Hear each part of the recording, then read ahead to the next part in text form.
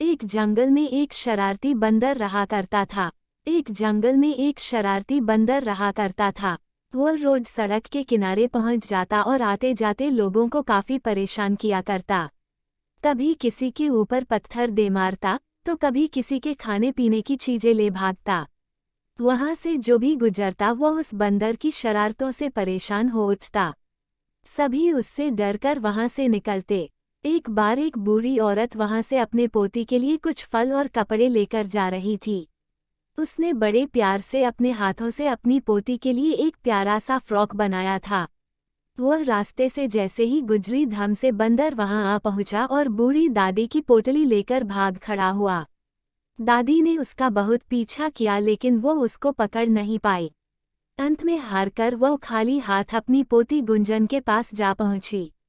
बूढ़ी दादी के चेहरे पर लाचारी देख गुंजन बोली, दादी क्या हुआ, तुम इतना हाफ क्यों रही हो और इतना उदास क्यों हो। इस पर दादी ने उसे रास्ते का सारा किस्सा सुना दिया।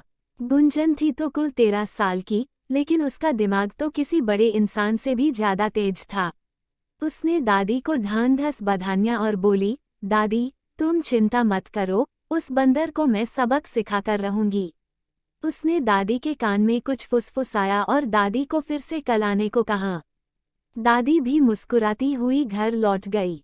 अगले दिन दादी ने एक मटकी में कुछ भरा और उसे लेकर चल दी। जैसे ही उस रास्ते में पहुंची, बंदर मियाँ झट से वहां आ पहुंचे और बूढ़ी के हाथ से मटकी उड़ा ले गए।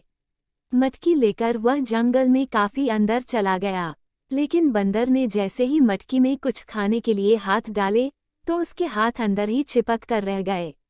उसके लाख कोशिश करने पर भी वह अपने हाथ बाहर नहीं निकाल पाया। अब बंदर की जैसे शामत आ गई। वह इधर उधर भागता रहा, लेकिन मटकी से हाथ नहीं निकले।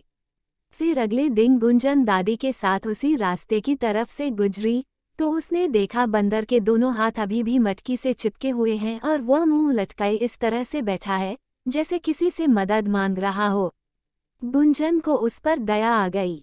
वह चुपके से उसके पास पहुंची और उस मटकी में जोर से पत्थर मारकर उसे तोड़ दिया। इस तरह बंदर को मटकी से निजात मिल गई। उसके बाद उसने बंदर को खाने के लिए 2 केले दिए और वो ये कहकर वहां से चली गई कि देखा बंदर मियाँ, तुम हमेशा सबको परेशान करते थे, आज तुम कैसे परेशान हुए। उसके बाद वह शरारती बंदर एकदम शरीफ बन गया। वह आने जाने वाले किसी को परेशान नहीं करता और अगर उसे कोई प्यार से कुछ खिलाता तो चुपचाप खा लेता।